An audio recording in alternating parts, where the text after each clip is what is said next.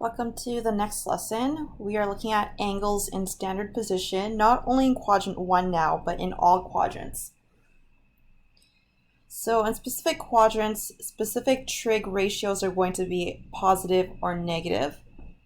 In quadrant 1, all trig ratios, sine theta, cos theta, and tan theta are positive.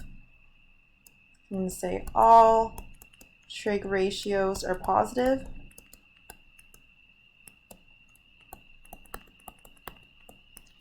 In quadrant 2, only sine theta is positive,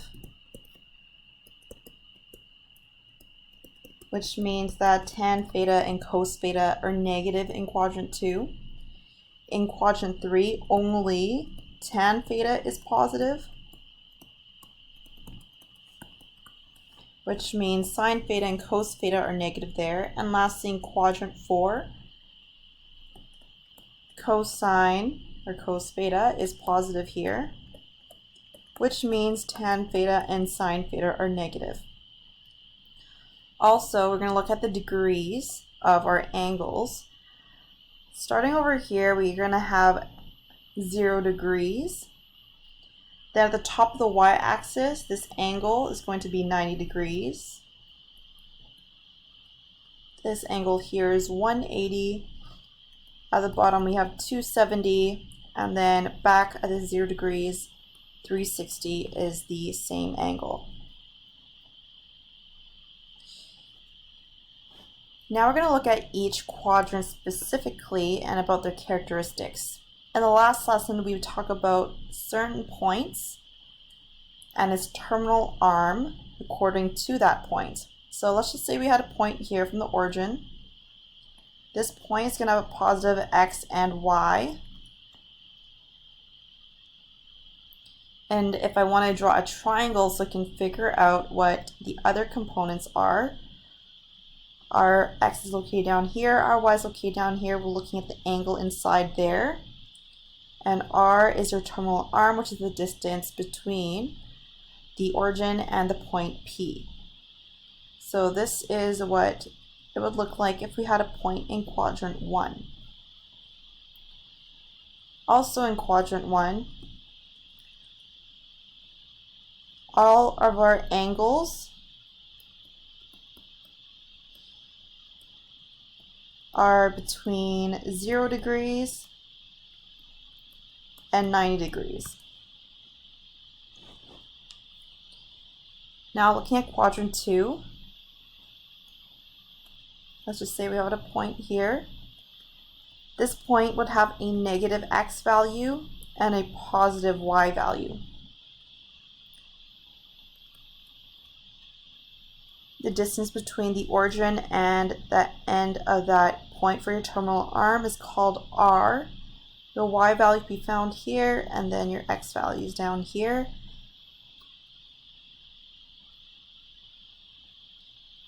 This angle is between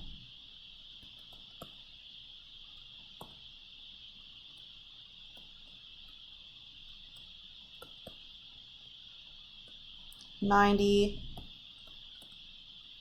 to 180 degrees. And later on, we're going to find an angle that's inside the triangle, and this would be called theta r, which is our reference angle. This is quadrant 2. Quadrant 3 is down here. You're going to have a negative x value, a negative y value for your point. If I wanted to find some information about our terminal arm, we're going to use this following information. Theta r is a reference angle, and in this case, if we want to describe the full angle, it's from our origin point all the way around to this terminal arm, and that's called theta. So theta is between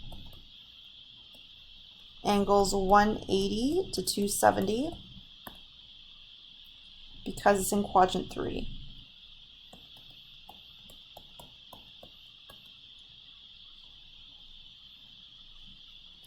Lastly, looking at the fourth quadrant,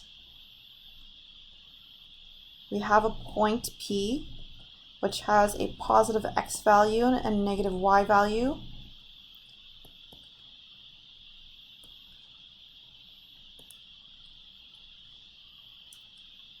If we're looking for the entire angle of this terminal arm, then theta is between 270 and 360. This is in quadrant 4. So it looks pretty overwhelming right now, but we are going to apply this to specific examples and it'll be a little bit easier to understand. Here's the information that we learned in the last lesson or reviewed in the last lesson. So you have a point P in the first quadrant with the coordinates x and y. Theta is also theta r in this case, your reference angle, because it's in the first quadrant. And r is the distance between the origin and that end point for your terminal arm. To find r, we're going to use Pythagoras, which is the root of x squared plus y squared. And then to find the angle or a missing side, we can use sine theta, cos theta, and tan theta. For this activity, I'm going to show you how to do these questions first, and then you could go ahead and do the last two questions on your own. So we want to determine which quadrant the points belong to. We also want to find the radius vector r, which is the distance between the origin and the end of that point. We also want to find if sine, cos, and tan are positive or negative in that specific quadrant. So we're going to do the first one, which is Pt.2. I'm going to label my x and y axes. And our point is located here. I'm going to call this point P, or in this case, a specific name would be A. Then I'm going to draw this vector from the origin to that point. This is R. I can also close it off, so I can create a right triangle. We know the distance along the bottom is 3 and the height of this triangle is 2.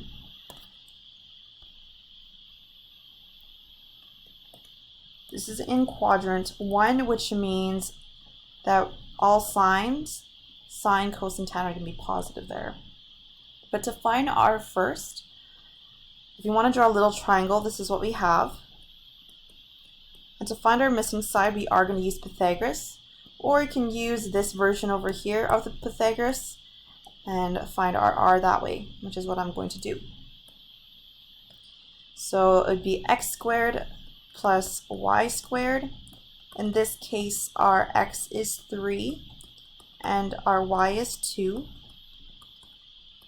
This is 9 plus 4, which is the root of 13, and that is the value for r, the radius vector. Lastly, we are going to state if sine, cos, and tan are positive or negative here. Because it's in quadrant 1, all trig ratios are positive.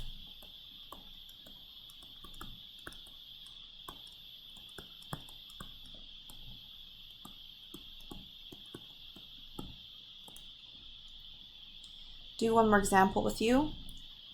We're going to do point B, which is negative 5, 12.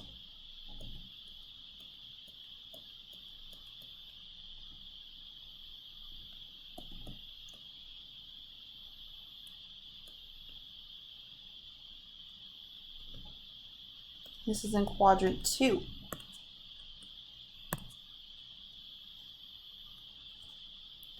Alright, so if we want to find r, I can again close this off and create a right triangle. We have a distance of 5 along the bottom and the height of the triangle is 12. So if I want to redraw this just so I can find what r is, it'll look something like this. R is x squared plus y squared and the root of all that. So it'll be 5 squared plus 12 squared underneath the square root, which is 25 plus 144. This is The root of 169, the root of 169 is 13. Now I want to see if sine, cos, and tan are positive and negative in quadrant 2. And if we look back on the first page of notes from this lesson, it's stated that quadrant 2 is going to yield a positive sine theta, and tan theta and cos theta are going to be negative. So I'm going to state that in quadrant 2, sine theta is positive, cos theta and tan theta are negative.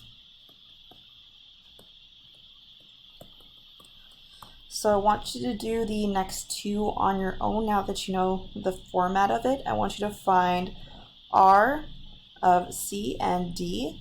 Please graph it onto the grid that's given to you, determine what quadrant it's in, and state if sine, cos, or tan is positive or negative there.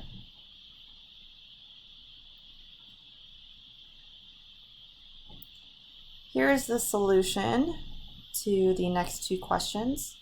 So for C, your point's in quadrant 3 because we have both a negative y and x value. Then when I'm finding R, we plugged it into the Pythagoras theorem, and you're going to find that R is 5. Our point's in quadrant 3 and tan theta is positive there, so cos theta and sine theta are negative. Then for the next one, point D, we're in quadrant 4. When we find R, it's going to be root 40 using Pythagoras, and quadrant 4, cos theta is positive there, sine theta and tan theta are negative. I want you to summarize all of this information onto the table on the next page and utilize the activity we just did to summarize if sine, cos, and tan are positive and negative and in which quadrants. So go ahead and do that, and then when you're ready, press play for the solution. So in quadrant 1, tan theta, cos theta, and sine theta are all positive there. In quadrant 2, only sine theta is positive and the rest are negative. In quadrant 3, tan is positive and sine and cos are negative. And lastly, in quadrant 4, cos is positive and sine and tan are negative. Think about how you can summarize this information so you can remember it. Take a moment to do that. And how you can remember it, or how other people are doing it, is we are going to actually write out the first letter of each trig ratio that is positive in each quadrant.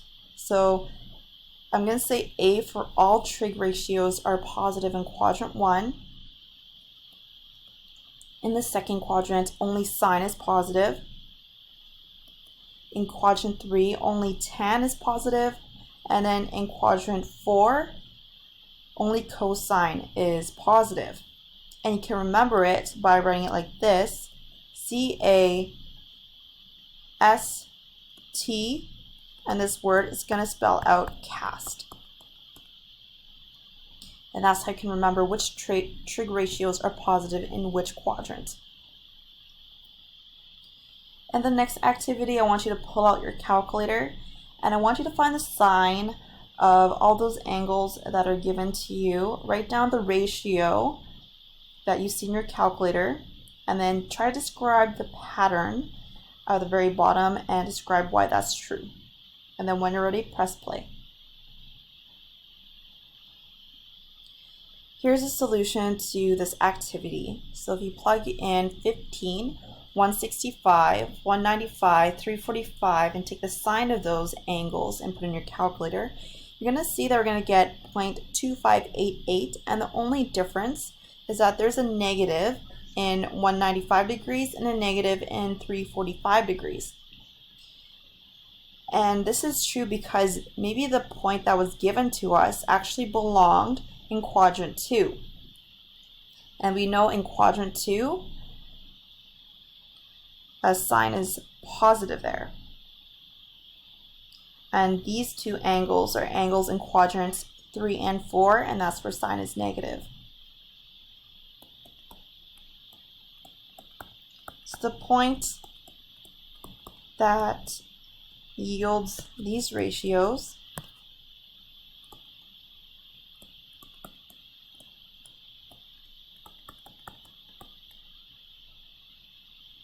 is in most likely quadrant 2, where sine is positive.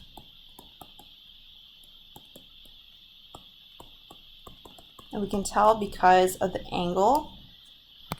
165 is in quadrant 2, 105 is in quadrant 2. Of course, 15 and 75 are going to yield a positive ratio because all trig ratios are positive there anyway.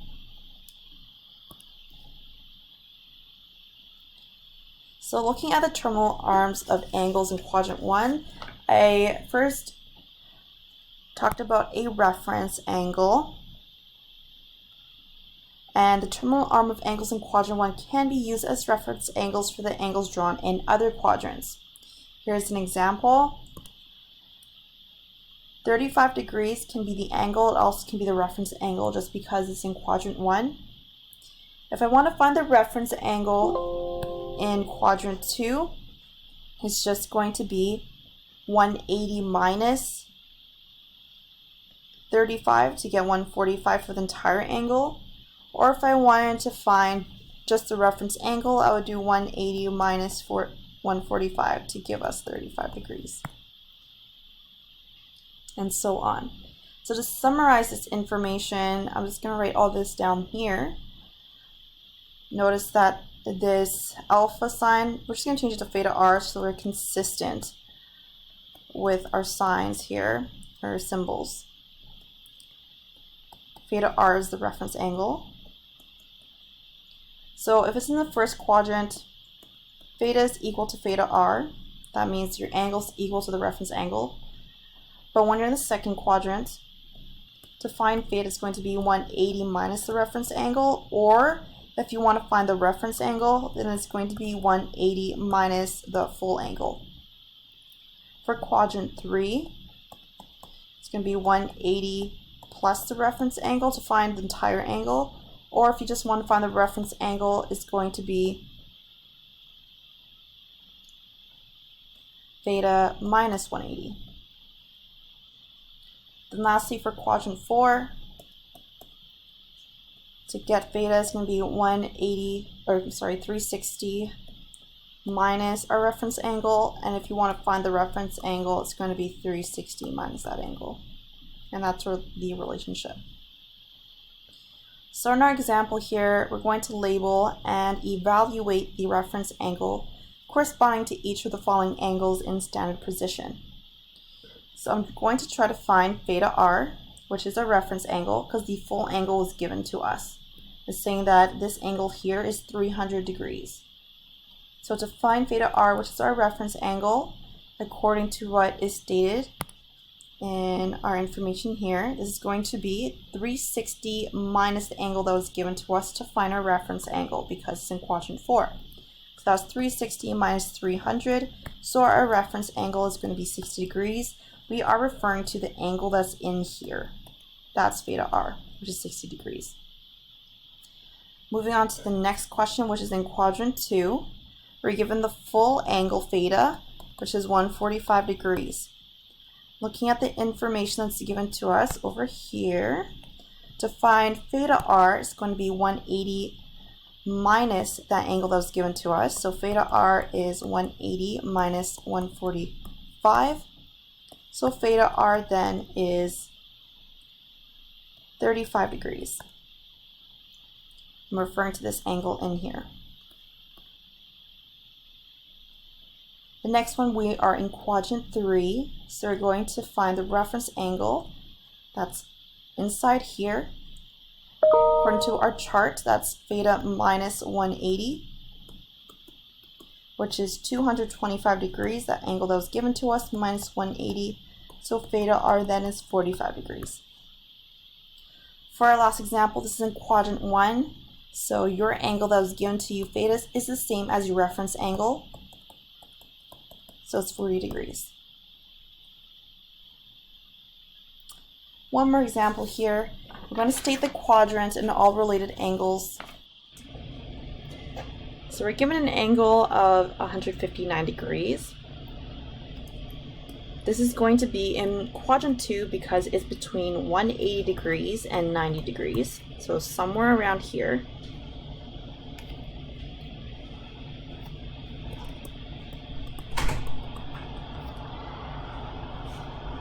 And we want to find the reference angle of this angle.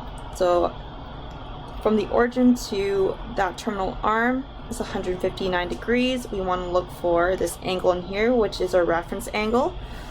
You can use the information from the last page to determine what the formula we're going to use here. But it's going to be 180 minus 159. And this is 21 degrees, so that's our reference angle. In the next one, 235 degrees is in between 180 degrees and 270 degrees, which is in quadrant 3. So this angle's in quadrant 3, and then we want to find the reference angle, which is this angle in here. To find this reference angle, it's going to be the full angle, which is 235 degrees, minus 180, and this is 55 degrees. For C, this angle is in between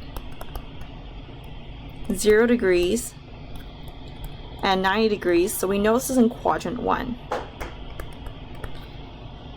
And angles in quadrant 1 will have the same reference angle, so it would be 55 degrees.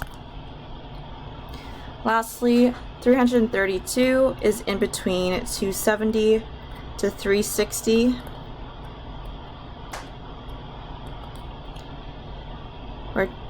That's this angle here. We're trying to find our reference angle theta r. I can do that by taking 360 minus that angle that was given to us. So our reference angle is going to be 38 degrees. If you compare A, B, and D, we notice that we can find the reference angle if we manipulate something to do with 180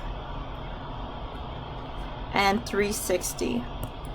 So as an easy way to think about how to find reference angle, what we can do is add or subtract 180 or add or subtract 360 to the original angle to find the reference angle.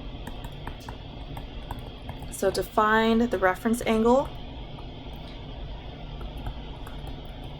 here I'm just saying REF for ref, and then the angle sign, so or in other words theta r, add or subtract 180, or add or subtract 360 to get an angle between negative 90 degrees to 0 degrees, or 0 degrees to 90 degrees, and this will be your reference angle. Any angle between negative 90 degrees to 0 degrees, or more commonly from 0 to 90 degrees.